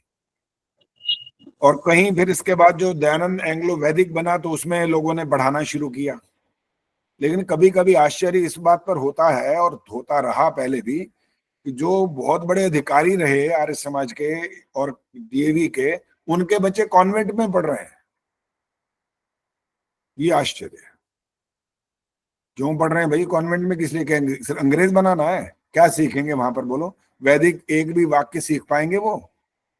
वहां पर कौन से आपके धर्म के जो कार्यक्रम है वो सिखाए जाएंगे? कौन से मंत्र पाठ होंगे वहां पर? कौन सा वहां हवन होगा? कुछ नहीं होगा वहां पर। और मुझे इस बात का गर्व है जो मैं बोलने वाला हूं। 36 साल मैंने काम किया स्कूल में। मैं था संगीत अध्यापक और उससे ज्यादा काम मैंने आर्य समाज का किया, वहीं बैठ करके शिविर लगाए, शिविर हर साल, और छोटे बच्चों से लेके 12वीं कक्षा तक। इसका नाम था चरित्र निर्माण शिविर। और बच्चों को वहां पर जो वैदिक जितने विचार और संस्कार हम दे सकते थे, और प्रतिदिन में हवन करवाता था। कमाल की बात तो ये थी, मैं करवाता था हवन, जबकि हवन करवाने वाले जिसको धर्म शिक्षक बोलता हूं दूसरे थे, और प्रिंसिपल कहते थे नहीं आप ही करवाओगे। कारण ये था कि मैं जिस तरह से बच्चों को समझाता था, उनके गले में उतरती थी बात, उनके दिमाग में उतर जाती थी बात कि बोल क्या रहे हैं सर, क्या कह रहे हैं। हवा में बातें नहीं उड़ा रहे हैं, वो समझा रहे हैं कि इसका मतलब क्या होता है, क्यों करना होता है ये सब। आपका जन्मदिन आ रहा है तो हवन करना, केक काटना है, वो हमारी वैसे पर वो नहीं है, लेकिन हम जब नकल करने लग गए तो नकल भी लोग करते हैं। तो नकल करो लेकिन अकल से तो करो, अपना सिद्धांत क्यों छोड़ रहे हो, वो भी तो करो। फिर अगर अपनी संस्कृति को हम छोड़ के केवल मात्र भारतीय संस्कृति को लेके बैठ जाएं तो फिर आपकी विशेषता क्या है? फिर तो बेकार हो गए सब, सारी मेहनत ही बेकार हो गई। आपके बच्चे आपके रहे कहां फिर? वो तो विदेशी बन गए एक तरह से, पूरा सारा सब कुछ उन्होंने वही सीख लिया। अगर हम विदेश की बात का ये खंडन नहीं कर रहे हैं कि विदेश की बात गलत है या विदेश का कुछ नहीं करना चाहिए, आपका एक सिद्धांत है। अब मैंने प्रश्न आ रहा है, ध्यान से सुन लेना आप। एक छोटा सा वाक्य, छोटा सा, संस्कृत में है, वो वेद का ही है, छोटा सा वाक्य जिसका संबंध विश्व से जुड़ जाता है, कौन सा वो?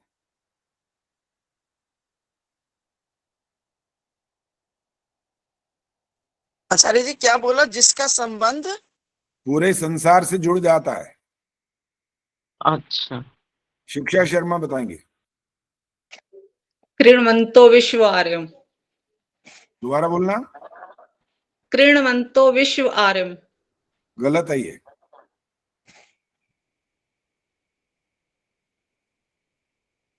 अब मिथिलेश जी को दंड मिलेगा, अब तो उनसे तो पूछना ही नहीं। अब हाथ खड़ा कर रखा है तो मैंने। ना कोई बात नहीं, हाथ खड़े करे रखो। जो गलती करेगा उसको दंड मिलेगा ही मिलेगा। हाँ, यही तो धैर्य देखना है मैंने अब आप में, धैर्य होना चाहिए। इतना धैर्य रखो कि भाई इतनी देर हो गई पूछा नहीं है, पिता नाम नहीं लिया किसी का। ये धैर्य होना जरूरी है भाई। बिना धैर्य के एक तरह से हर सारे काम बेकार हो जाते हैं। धैर्य बहुत जरूरी होता है, और जो धैर्यशाली होता है ना वो दुख में बच जाता है। बता दो, दुख आने पर वो बच जाता है। जिसमें धैर्य नहीं होता वो मर जाता है एक तरह से, चाहे वो पूरी जीवन समाप्त ना हो लेकिन वो अधमरा तो हो ही जाता है। सुषमा कुमार बताएंगी। कृण्वन्तो विश्व आर्यम। अभी स्पष्ट नहीं हुआ, दोबारा बोलो। कृण्वन्तो विश्वम आर्यम।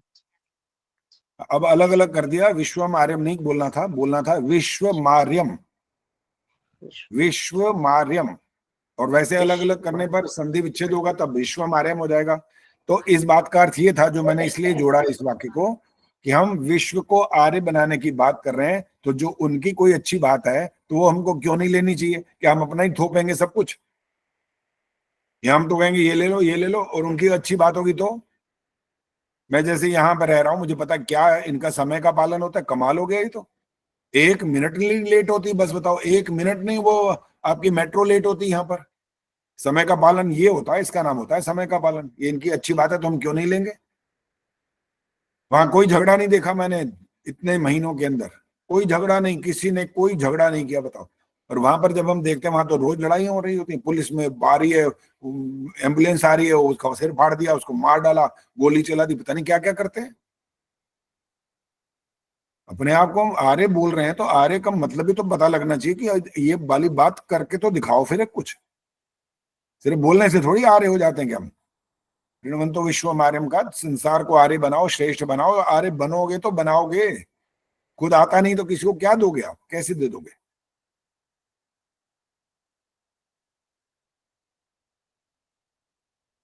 अब जिनके हाथ खड़े करें उन्हीं को देखता हूं मैं तो। एक तो सुशीला जी बोलो पहले, क्या बोलना? आचार्य, ज्योतिष विद्या से हमको सूर्य, चंद्रमा, तारे, नक्षत्र इनकी गति और ग्रहण की जानकारी मिलती है। ये नक्षत्र क्या होते हैं ये पूछना चाह रही हूँ।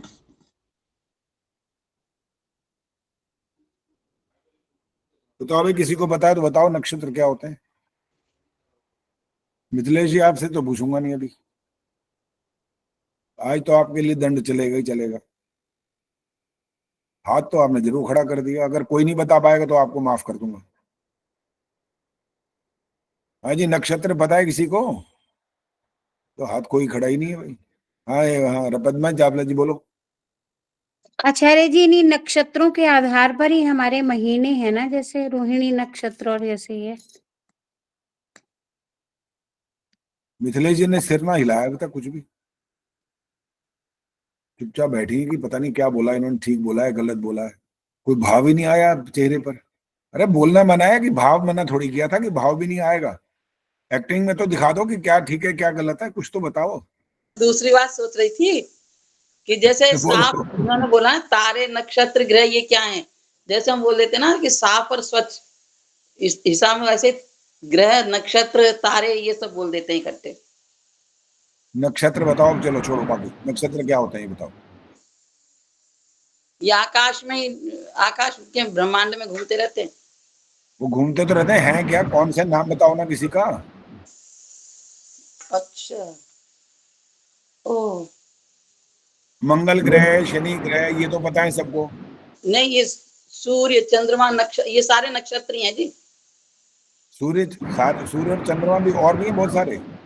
हाँ जी, सूर्य चंद्रमा नक्षत्र जितने भी आकाश में ब्रह्मांड में घूमते हैं वो सब नक्षत्र ही कहलाते हैं एक तरह से। एक तरह से, दूसरी तरह से क्या है फिर वो? बोलोगे तो छोड़ूंगा तो नहीं, मैं तो पकड़ के छोड़ूंगा कि क्या बोला है। फिर ग्रह बताओ, ग्रह क्या है, फिर ये क्या है। चलो जी, अब सुशीला जी को पता लग गया होगा कि नक्षत्र क्या होते हैं, और अगर पूरा स्पष्ट नहीं हुआ तो किसी और की शरण में जाना, हो सकता है कोई बता दे कि नक्षत्र क्या होते हैं। प्रेम जी बोलो, क्या बहन बोलिए। में जीवन ही होता है कि रुक जाओ, प्रेम जी को बोल दिया, वो बोलेंगे। सूर्य चंद्र जो है ये ग्रह गिने जाते हैं। मंगल ग्रह, सूर्य ग्रह, शनि ग्रह, शुक्र ग्रह, ये ग्रह गिने जाते हैं। और हर ग्रह के जो है टोटल जो नक्षत्र हैं वो 24 नक्षत्र गिने जाते हैं। और इन नाम पता है किसी का एक आधे का नाम? हाँ जी, मृगशिरा, अश्विन, रोहिणी, और पहले तो मुझे 24 के 24 ही आते थे। कोई बात नहीं। अश्विन नक्षत्र, मृगशिरा, हाँ जी, क्या कहते हैं, कौन से कहते हैं ना, इस नक्षत्र में पैदा हुए, विशाखा नक्षत्र, बहुत सारे हैं। मेरे को पहले पूरे के पूरे 24 नाम आते थे क्योंकि मैंने ज्योतिष थोड़ी देर पढ़ा था। संस्कार विधि में स्वामी दयानंद जी ने लिखे हैं सारे के सारे ये वाले। हाँ जी, 24 नक्षत्र हैं और हर राशि के 3 नक्षत्र होते हैं और उनका समय होता है इतने इतने, मतलब पोटेंसी होती है सारी इस तरह से। ठीक है, चलो जी सुशीला जी, अब इससे ज्यादा यहाँ पर बात नहीं होगी, ये वाली बात स्पष्ट हो गई। और संस्कार विधि खोलना, वहां देख लेना, वहां पर उनके नाम लिखे हुए हैं, ठीक है, जिससे नक्षत्रों का पता लग जाएगा आपको। चलो जी, अब ये वाली बात और बोलना है। पद्मा जी क्या कहना है, बोलो। ये वैसे ठीक है कि ये महीने जो होते हैं वो नक्षत्रों के आधार पर होते हैं? इसका और विश्लेषण करो, क्या कहना चाहते हो? जैसे आश्विन है, जैसे रोहिणी मतलब चित्रा है तो चैत्र कहते हैं, जैसे उसको इस हिसाब से क्या वो महीने होते हैं ये वाले 12 महीने जो हमारे हैं हिंदी के, 12 मार्गशीर्ष और ये जो हमारे हिंदी नाम है, हाँ जी, माघ फाल्गुन आदि, ये जो हाँ जी, हाँ मार्गशीर्ष जी, ये सब होते हैं ना, हाँ जी, चैत्र हाँ वैशाख जी, सारे होते हैं, वो तो हाँ होते जी, ही हैं, वो हाँ हिंदी जी, नाम है। अंग्रेजों ने जनवरी फरवरी मार्च अप्रैल बता दिए। हाँ जी, हमारे जनवरी में जैसे नया साल ये कहते हैं, हमारा तो अप्रैल में आता है। तो वो हाँ जी, हमारे ऋतुओं के अनुकूल ये सारा व्यवहार है। उनका तो दिसंबर खत्म हुआ, उनका नया साल शुरू होता है, वहां पर कोई नवीनता कुछ होती नहीं है। उनके देश में क्या स्थिति होती है, वो तो वैसे ही ठंडे देश है मैक्सिमम, तो वहां पर तो परिस्थिति अलग होती है। लेकिन ये जो हिंदी नाम है ये उपयुक्त तो यही है, और हमारा उससे संबंध है हमारे देश का, और उनका ऋतुओं के साथ पूरा संबंध है, इसलिए वो ज्यादा ठीक है बस। अच्छा, मैं जो बात कर रहा हूँ वो करने दो, अभी अपनी बातें बोलते रहोगे तो वो बात नहीं हो पाएगी। आज समय हमारे पास बचा है कितना भाई? 34 10 मिनट। हाँ, 10 11 मिनट मिनट बचे हैं आचार्य जी। ठीक है जी। अब सुनो जो मैं बात करने वाला हूँ, और इस पर जरा सोच समझ के उत्तर देना है, ऐसे ही जल्दीबाजी में मत बोलना। अभी एक कार्यक्रम हुआ है बहुत बड़ा, और उसमें पहला वाक्य तो ये लिखा गया था जो सबसे ऊपर था, 100 करोड़ गायत्री का समापन हुआ है। 100 करोड़ था नहीं पहले, तो वो तो था 1.25 करोड़, 100 करोड़ नहीं था। अब मैं जो आपसे जो प्रश्न कर रहा हूं उसको आपने प्रैक्टिकली मुझे बताना है कि इसमें क्या हुआ होगा। और कुछ कुछ मैं नाराज भी हूं आप इसमें से कुछ लोगों से, कि आप जो ऐसी चीज हो रही है उसका पक्ष ले रहे हो, और वो पक्ष अभी सिद्ध हो जाएगा कि वो पक्ष आपने ठीक लिया या गलत लिया। पहले मुझे यही पूछना है आपसे कि वो 1.25 करोड़ जो जाप किया गया वो कैसे किया गया, कैसे उसको गिना कैसे गया, और वो किसने किया और किस ढंग से किया होगा। कोई हाथ खड़ा करो उत्तर देना चाहता हो तो। प्रेम जी बोलो। जो मेरा अंदाजा है वो ये है, एक तो ग्रुप में बोला गया होगा, जैसे 4 लोग इकट्ठे बोल रहे हैं तो उनका 4 मंत्र गिन लिया। दूसरा ऐसे बोला गया, ओम भूर्भुवस्सुः तत्सवितुर्वरेण्यं भर्गो देवस्य धीमहि धियो यो न प्रचोदयात्। ये कोई मंत्र नहीं है, इस तरह से बोला गया होगा, बस इससे ज्यादा मुझे कुछ अंदाजा नहीं है, क्योंकि मैं कभी गई नहीं हूं उसमें। मुझे तो 100% विश्वास है कि ऐसा ही हुआ होगा। मैंने कभी ज्वाइन नहीं किया। पद्मा जी बोलो। आचार्य जी, प्रेम दीदी ने तो फिर भी बहुत अच्छा बताया है। ओम भूर्भुवस्सुः जिस तरह से बोला वो तो बोले ओम भूर्भुवस्सुः तत्सवितुर्वरेण्यं प्रचोदयात्, ओम भूर्भुवस्सुः तत्सवितुर्वरेण्यं, ये होता है वहां पे। मैंने 1-2 बार अटेंड किया है उसको। इतनी जल्दी बोलते हैं, वो समझ ही नहीं आता कि गायत्री मंत्र बोला भी जा रहा है। और गिनते तो वो ऐसे हैं जैसे अगर 64 लोग उसमें हैं उपस्थित, तो वो 64 की वो 64 माला गिनते हैं ऐसे उसको।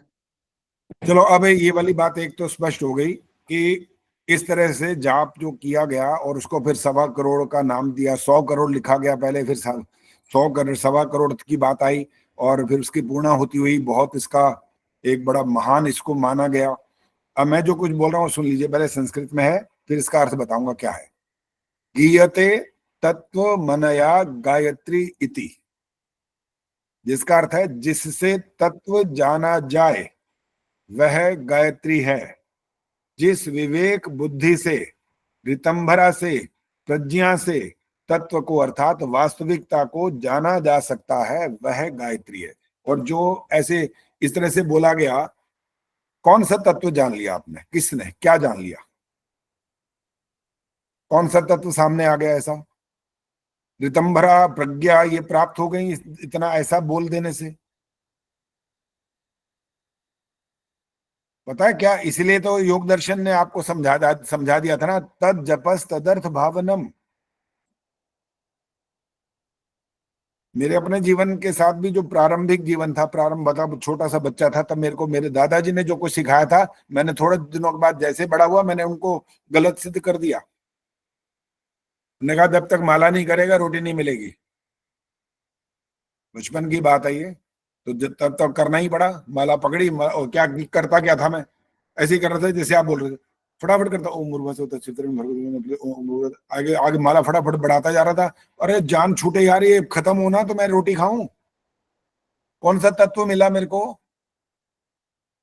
कौन सी ऋतंभरा प्रज्ञा पैदा हो गई उस समय। चाहे आप बूढ़े होकर के ऐसे बोलो, चाहे बचपन में बोलो, चाहे जवानी में बोलो, चाहे पुरुष हो चाहे स्त्री हो, चाहे कहीं भी हो, किसी भी देश में हो, किसी देश काल परिस्थिति में ऐसा बोलोगे तो कुछ नहीं मिलेगा। क्या प्राप्त होगा, कुछ भी नहीं। उसको अर्थ सहित करना है। और अर्थ सहित का मतलब क्या होता है, अर्थ का मतलब क्या होता है, अर्थ माने क्या होता है कि शब्द का अर्थ समझ आ जाना, नहीं होता ये अर्थ। शब्द के दूसरे परिवर्तन करके किसी दूसरी भाषा में जान लेना अर्थ नहीं होता। सरोज बेचारी फिर फंसेंगी, अब मैं फिर आ रहा हूं वहीं पर। चलिए, मैं आपने मेरा नाम बोला है, एक और सरोज थी तो फिर भी वो गायब हो गई, अब मेरी बारी है। कोई बात नहीं, तुम्हारी बारी है, तैयार हो जाओ। कोई बात नहीं, मुझे मैं तैयार रहती हूँ। मुझे आपने गाय का अर्थ बताओ, गाय का क्या अर्थ होता है? गाय का? हाँ। गाय तो गौ माता है, उसी को तो बोलते गाय, गौ माता। कर दिया ना काम। बता तो दिया कुछ। यार इस रोज सोचती है, मैं तो बेचारा हर बार फंस ही जाती हूँ मैं। ये नहीं, आचार्य जी मैं उसके लिए तैयार थी जो आपका पहला क्वेश्चन था, कुछ मैं भूल गई वो। तो वो उसका छोड़ दो, वो मतलब ये खत्म कि हो गया। आपने जो गाया, जो आपने सीखा, उसको आपने स्वाध्याय किया, व्यवहार में आया या नहीं आया? वो था, मैं उसके लिए तैयार हो गई थी। अब अच्छा गाय कोई उठा बात नहीं, लाए चलो आप, वो तो, चलो उसमें तो पास हो गई, ये समझ गया। चलो सुधीर अब बताए गाय गाय ले का आए क्या आप। अर्थ है? जी? गाय का अर्थ बताओ, सुधीर बताएंगे, अब आप रुको। गाय का अर्थ बताओ।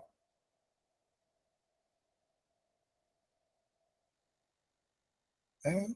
गायब ही हो गया भाई, दिख ही नहीं रहा, कहाँ चले गए? और कौन बताएगा? चलो हाथ खड़ा करना है, बोलना नहीं है। इंद्रिय। सर जी कट गया था एक बार, अच्छा कट गया, हाँ तो बोलो अगर गलत बताना है इसका। गलत गलत बटन मिल दब गया था। अच्छा कोई बात नहीं, गाय बोलो। का हाँ गाय का अर्थ क्या है? गाय का अर्थ आचार्य जी, गाय तो एक महत्वपूर्ण और पवित्र प्राणी है, जिसका अर्थ और महत्व विभिन्न संदर्भों में किया जाता है। जैसे सामान्य अर्थ है, गाय एक घरेलू पशु है जो दूध, गोबर और चमड़ा प्रदान करती है। अच्छा।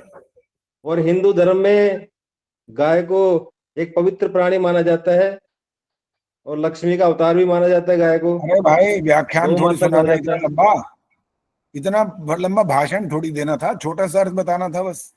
चलो निशा भारद्वाज दिखाई दे रही है इसका सामने। ज्योतिषी भी संबंध है आचार्य जी। ठहरो ठहरो, निशा भारद्वाज से बात करते हैं। मैं देखा, मुझे लग रहा है मैं पहली बार ही देख रहा हूँ शायद इनको। नहीं नहीं, अच्छा ये तो भारद्वाज क्यों लिखा है फिर? ये निशा भारद्वाज लिखा था ना? हाँ क्या भदौरिया लिखा? होगा, अच्छा भदौरिया। भदौरिया। अच्छा निशा आपको पता है जो मैं पूछ रहा हूँ? धेनु।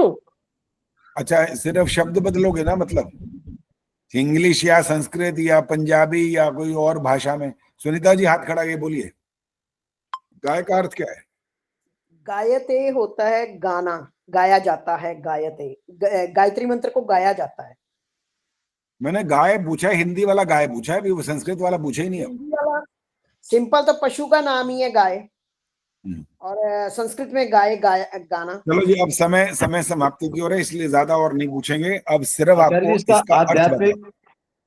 इसका यार आध्यात्मिक फिर नाम ज्ञान। बिना पूछे, सुधीर बिना पूछे नहीं बोलना होता है। एक बार मौका जब मिला ना तब बोलना होता मैं है। बंद कर और जब देता हूँ कह दिया आचार्य जी। और आगे नहीं सुनाना तो फिर आगे नहीं सुनाना। ठीक है जी, मेरा सुनिए अब इसका स्पीकर अर्थ खुला सुनिए। हुआ था, मैं बंद कर देता हूँ उसको। इस हाँ को बंद करो। गाय का अर्थ होता है जो आपको अमृत देती है, ये होता है इसका अर्थ।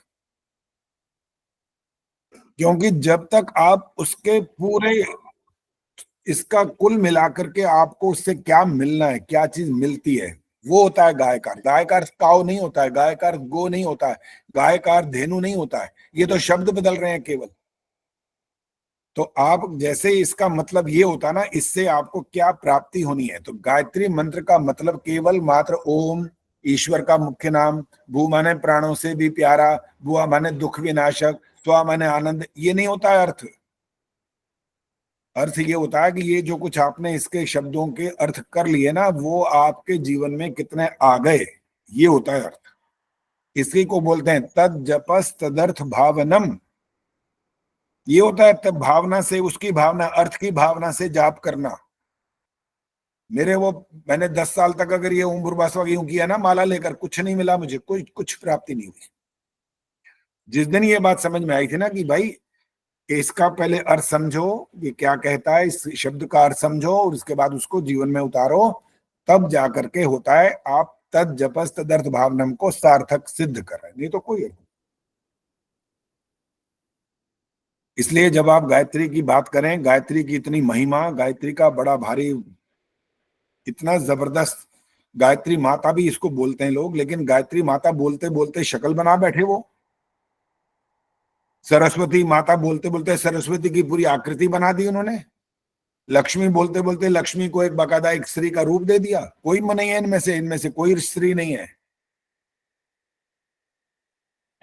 सब अंधविश्वास है ये।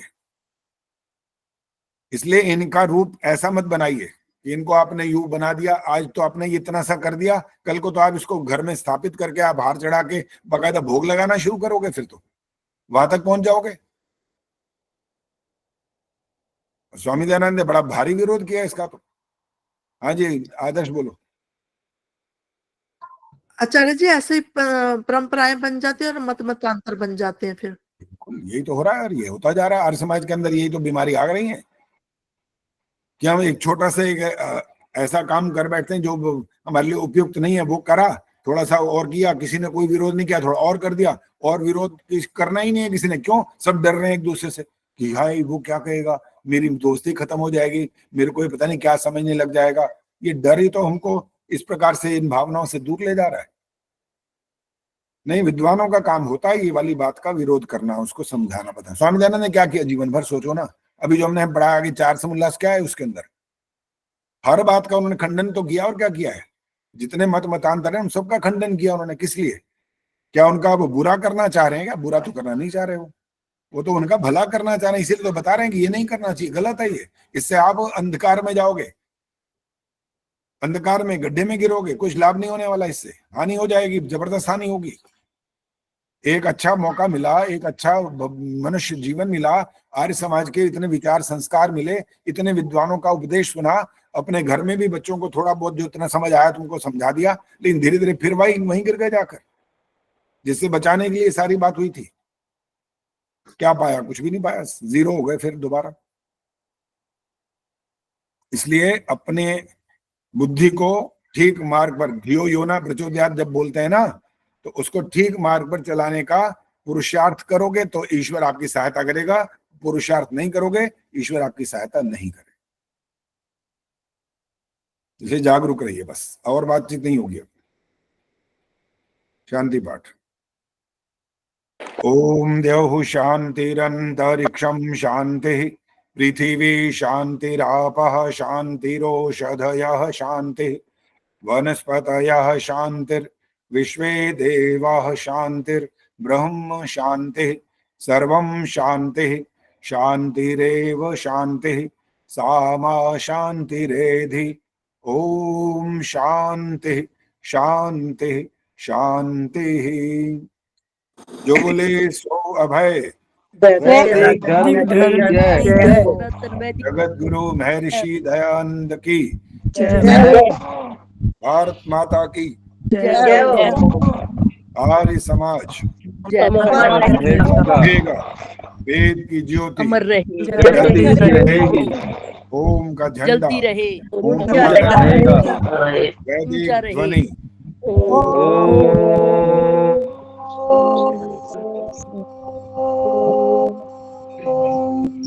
सबको सादर नमस्ते, सबका धन्यवाद। आपको प्रश्नोत्तर मिल जाएंगे आज या कल में, और